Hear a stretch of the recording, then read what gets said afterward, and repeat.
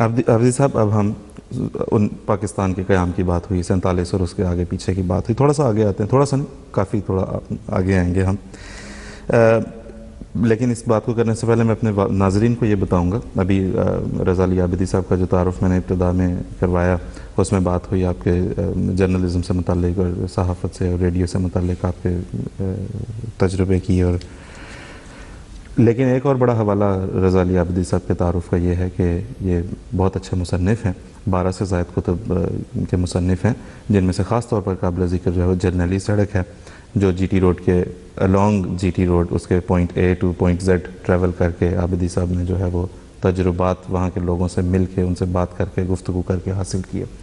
شیر دریا جو انڈس کے دریائے سندھ کے بارے میں، وہ بھی اسی طرح سے الانگ دا ریور آپ نے سفر کیا، اور بھی بہت سی کتابیں ہیں۔ تو اب ہم اس دور کی طرف آئیں گے جس دور میں آپ نے یہ کتب خانہ پہلے اس کو لیو کیا، پھر اس کو براڈ کاسٹ کیا، پھر اس کو تحریر کیا، اس کے بعد پھر جرنیلی سڑک کی بات ہم آپ سے پوچھتے ہیں کہ جس میں آپ نے پہلے اس کو لیو کیا، براڈ کاسٹ کیا اور پھر تحریر کیا۔ آپ کے جو سٹارٹنگ پوائنٹ تھا جرنیلی سڑک پہ، اس پہ جی ٹی روڈ پہ جب آپ نے شروع کیا ہے تو وہ NWFP میں تھا، وہاں سے شروع کر کے آل دا وے ٹو کلکتہ تک آپ تشریف لے گئے۔ جب آپ نے پاکستان کو یوں عبور کیا تو اس پورے سفر میں، اس دور میں وہی خوف تھا پاکستان کی فضا میں جو آج ہے، یا ایک بے خوفی کی کیفیت تھی؟ وقت اتنی تیزی سے بدل جاتا ہے اور اپنی شکل اتنی تیزی سے بدلتا ہے کہ کبھی کبھی یقین نہیں آتا۔ یہ سفر میں نے جرنیلی سڑک کا سفر جو پشاور سے شروع کیا تھا وہ 1985 میں کیا تھا۔ اس وقت مسئلہ بالکل اور تھا، پاکستان کی سرحد پہ روسی فوجیں بیٹھی ہوئی تھیں، روسی فوجیں دریائے خیبر کے دوسری طرف آ گئی تھیں، اور اتنا خوف تھا کہ پشاور میں لوگوں نے نئے مکان بنانا بند کر دیے تھے کہ خدا جانے سپر پاور فوجیں کب ٹہلتی ہوئی پشاور تک آ جائیں۔ لوگوں نے نئے تعمیرات بند کر دی تھیں، اور پشاور کے سڑکوں پر گلیوں بازاروں میں روسی مال بکنے لگا تھا، سب اسمگل ہو کے۔ عمارت بنانے کے سریا تک روس کا تھا جو پشاور کی سڑکوں پہ بک رہا تھا۔ تو وہ بالکل مختلف زمانہ تھا، اور یہ اس طرح کے جو میں اسے سفر نامہ نہیں کہتا، جرنیلی سڑک جو ہے کیپسول ہے جس میں 1985 کے حالات کو میں نے بند کر دیا اور سیل کر دیا، اور یہ کوئی وعدہ نہیں ہے کہ قیامت تک یہی حالات رہیں گے، وہ تو چند برسوں کے اندر بدل گئے، کچھ کے کچھ ہو گئے۔ روس ذلیل و خوار ہو کے نکلا، سوویت یونین اور ٹکڑے ٹکڑے ہو گیا۔ تو وہ وقت بدلتے تو دیر نہیں لگتی، دنیا میں کوئی بھی چیز ساکت جامد نہیں ہے، کوئی بھی چیز۔ تو یہ ہے کہ کتب خانہ شیر دریا اور جرنیلی سڑک، شیر دریا میں نے 1990-91 میں سفر کیا تھا، جرنیلی سڑک 85 میں سفر کیا تھا۔ اس زمانے کے احوال کو میں نے کیپسول میں بند کر کے اس پہ سیل لگا دیے، وہ زمانہ محفوظ ہو گیا ہے۔ اسے پڑھنے والا بآسانی اندازہ لگا سکے گا کہ اس زمانے میں شعور کیسا تھا، معاشرہ کیسا تھا، حالات کیسے تھے، انداز فکر کیسا تھا، نظریات کیسے تھے۔ یہ ہے ان کتابوں کا کمال، اور اسی لیے ابھی ایک بزرگ ملے مجھے کراچی میں، کہنے لگے آپ نے بڑی شاندار کتاب لکھی ہے جرنیلی سڑک، اور میرا دعویٰ ہے یہ 100 سال تک زندہ رہے گی۔ پھر رکے، بولے نہیں 200 سال تک رہے گی۔ جی، مجھے یہاں پہ دلاور فگار کا ایک مصرع یاد آیا، بڑا خوبصورت۔ دلاور فگار نے لکھا کہ حالات حاضرہ کو کئی سال ہو گئے، تو بالکل وہی بات ہے جو ان بزرگوں نے آپ کو کی۔ بالکل صحیح۔ لیکن افسوس کی بات یہ ہے کہ آپ بتا رہے ہیں کہ اس دور میں بھی ایک طرز کا خوف تھا، تو خوف کی شکلیں بدلتی جا رہی ہیں، لیکن وہ بدستور قائم ہے۔ لیکن میرا امپریشن یہ تھا کہ جب آپ نے پاکستان کو عبور، NWFP کی بات ہم نہ کریں، باقی کا کریں، تو میرا خیال ہے کہ لوگ نسبتاً زیادہ سکون اور خوشی میں تھے۔ حیرت انگیز، اور ہر گزرا ہوا زمانہ اچھا لگتا ہے۔ میں علی گڑھ میں تھا اور لڑکے مجھے پکڑ کے لے گئے کہ آپ چلیں طالب علموں سے خطاب کریں۔ یہ بات کب کی ہے؟ میرا خیال ہے 82 83 84 ایسی کچھ ہے۔ تو بہت بڑا انہوں نے لڑکیوں جمع کر دیا اور پورا ہال بھرا ہوا ان سے، اور اس وقت علی گڑھ مسلم یونیورسٹی کے احاطے میں پہلی بار ایک آدمی کا قتل ہوا تھا، ایک نوجوان کا قتل ہوا تھا، اور پولیس بلائی گئی تھی کیمپس کے اندر، جس کو پر مارنے کی اجازت نہیں تھی، لیکن قتل کی وجہ سے تفتیش کے لیے پولیس کو اندر بلایا گیا تھا۔ تو میں لڑکوں سے خطاب کر رہا تھا، اور اس وقت تک یہ تشدد کافی بڑھ گیا تھا اور خوریزی ہونے لگی تھی، لیکن بس اتنی کہ کیمپس میں ایک لڑکا قتل ہوا تھا، بس اتنی، بعد میں تو کیا کیا نہیں ہوا۔ تو میں نے ان نوجوانوں سے یہ کہا کہ سوچو، میں جو زمانہ دیکھ کے آیا ہوں وہ کتنا پرامن اور پرسکون تھا، تمہارے زمانے میں قتل شروع ہو گئے ہیں، کیمپس کے اندر ایک نوجوان کو کسی نے چھرا گھونپ کے مار دیا ہے، اور کیمپس کے باہر بھی اس طرح کے واقعات ہو رہے ہیں۔ سوچو کہ 30 سال بعد جو حالات ہوں گے تو تم لوگ یہ کہہ رہے ہوگے کہ ہمارا زمانہ بہت اچھا تھا، کیمپس میں صرف ایک ہی لڑکا تو قتل ہوا تھا۔ تو یہ ہے کہ گزرا ہوا زمانہ اچھا لگتا ہے اور بلا سبب نہیں لگتا، دنیا سے چین اٹھتا جا رہا ہے، یہ بات تو طے شدہ ہے۔ اور جرنیلی سڑک کا آخر میں جو میں نے نتیجہ نکالا ہے آخر باب میں، وہ یہی ہے کہ دنیا سے چین رخصت ہو رہا ہے، اور اضطراب اور بے چینی اور جلد بازی اس کی جگہ لے رہی ہے۔ ہر آدمی چاہتا ہے راتوں رات اس کی تقدیر بدل جائے، اور صبح جو طلوع ہو تو وہ ایک دوسری دنیا میں جی رہا ہو، خوشحال ہو اور دولت مند ہو اور مالدار ہو اور زمینوں کا مالک ہو اور عمارتوں کا مالک ہو۔ یہ صورت ہے جو کبھی نہیں رکے گی، میرا خیال ہے یہ چلتی رہے گی۔ ٹھیک، بالکل عابدی صاحب، آپ نے پاکستان میں بھی رہے، آپ برطانیہ میں بھی رہے، ہم دیکھتے ہیں کہ یہ جو بے چینی ہے، اضطراب ہے جس کا آپ ذکر کر رہے ہیں، یہ اگر پاکستان میں ہے یا انڈیا میں ہے، یا اگر ہم دوسرے لیس پریولیجڈ کنٹریز یا انڈر ڈیولپڈ کنٹریز کی بات کریں وہاں پہ ہے، تو ان ملکوں میں بھی یہ ہے، لیکن یہاں پہ نظر آتا ہے کہ at the cost of what, آسائشیں ہیں، ہر طرح کی امینٹیز انہوں نے حاصل کر لیں، اور اس کی قیمت جو پے کرنی پڑی وہ ان کو اضطراب کی کیفیت میں۔ وہاں پہ تو دیکھا جائے تو بدلے میں بھی کچھ نہیں ہے نا، کچھ اچیومنٹ بھی کوئی نہیں ہے، کسی قسم کی مادیت کی اچیومنٹ بھی کوئی نہیں ہے۔ وہی بات ہے کہ دو دنیایں ہیں، ان کا موازنہ نہیں ہو سکتا، وہی محرومی ہے اور علم کی کمی ہے جو ہم کو ایک دوسرے راستے پہ ڈالے ہوئے۔ یہاں اس کے برعکس محرومی نہیں ہے، یا کم سے کم احساس محرومی نہیں ہے، اور علم کثرت سے ہے، ہر آدمی پڑھا لکھا ہے، باشعور ہے، تو کوئی موازنہ اور کوئی مقابلہ نہیں ہو سکتا۔ ہمارے کرکٹ کے کھلاڑی اگر یہاں راتوں رات مالدار بننے کی کوشش کر رہے ہیں تو ان کا کوئی ایسا قصور نہیں ہے، وہ جن حالات سے آئے ہیں یہاں وہ حالات ایسے ہی ہیں۔ یہاں کا کرکٹ کا کھلاڑی اگر بے ایمانی کرے گا بھی تو وہ بڑے سلیقے اور قرینے سے کرے گا، پکڑا نہیں جائے گا، یا پکڑا جائے گا تو خاموشی سے اپنی سزا بھگت لے گا، اول تو اس کی نوبت نہیں آئے گی۔ تو یہ بڑا فرق ہے، اور ہم اس معاملے میں بہت پیچھے ہیں اور بہت دور رہ گئے ہیں اپنی منزل سے۔ جی بالکل ایسا ہی ہے۔ تو عابدی صاحب، ایک اگر آپ ہمیں یہ بھی بتائیں، خاص طور پہ جو میں آپ کو یہ ایک تو ظاہر ہے آپ ہمارے بزرگ ہیں، تجربے کے حوالے سے بھی آپ ہمیں بتا سکتے ہیں، اپنی زندگی کے تجربات کے حوالے سے بھی، خاص طور پہ میں جو آپ کو اس وقت یہ سوال پوچھ رہا ہوں وہ آپ کے ان سفروں کے حوالے سے ہے جو بڑے غیر معمولی اور اپنی قسم کے انوکھے اور مطلب یونیک سفر ہیں، جس میں آپ نے پوری جی ٹی روڈ پہ سفر کر ڈالا، آپ نے پورے انڈسٹری ورک کا سفر کر ڈالا، بہت سے لوگوں سے آپ ملے بھی، میں نے پڑھا ہے بہت سے لوگوں سے، سادہ لوگ، آپ کبھی رکشے والے سے گفتگو کر رہے ہیں تو کبھی کسی سائیکل سوار، کبھی کسی ٹھیلے پہ کام بیچنے والے کچھ۔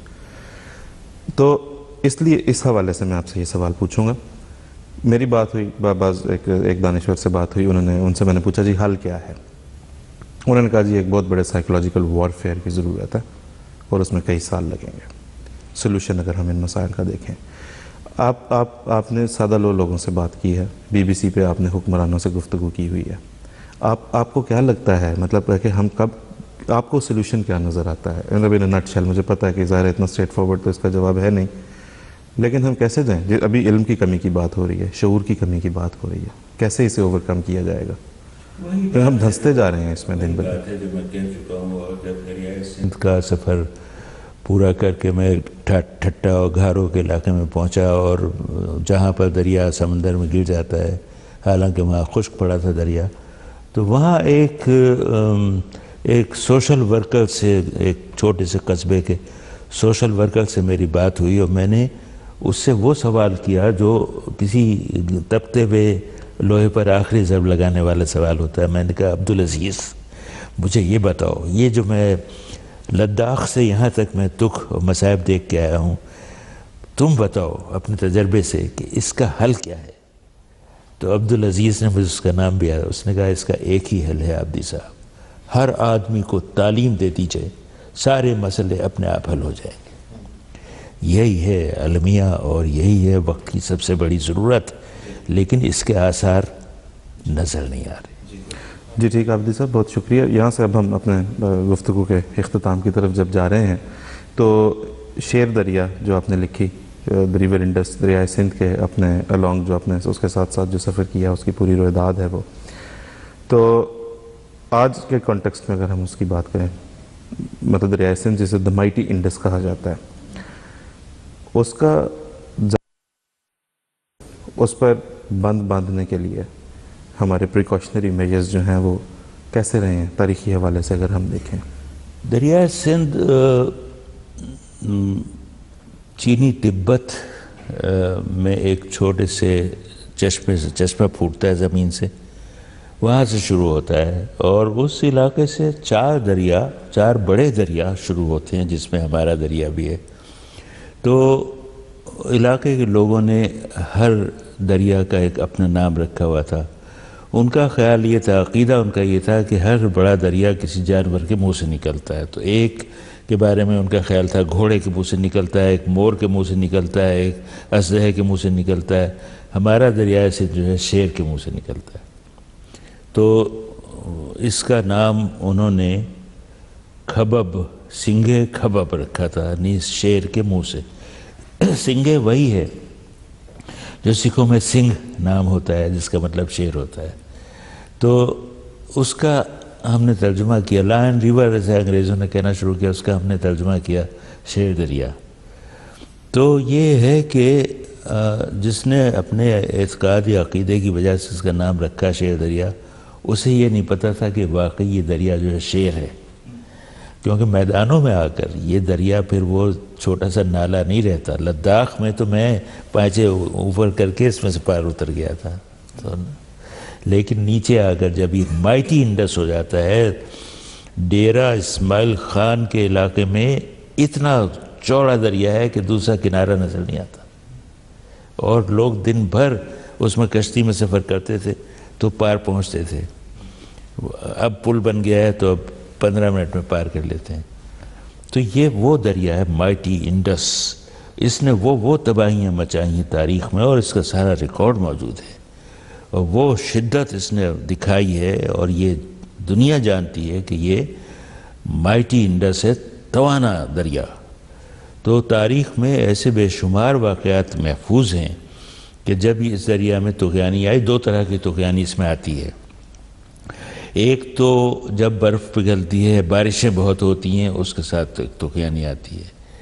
ایک وہ آتی ہے کہ جب اس میں پہاڑی چٹانیں گرتی ہیں، کیونکہ اوپر اگر آپ شمالی علاقہ جات میں جائیں جو ہمارا کوہستان کا علاقہ کہلاتا ہے، تو وہاں اس میں جو چٹانیں پڑی، دریا جو ہے اتنی گہرائی میں ہے کہ اتنا سا نظر آتا ہے.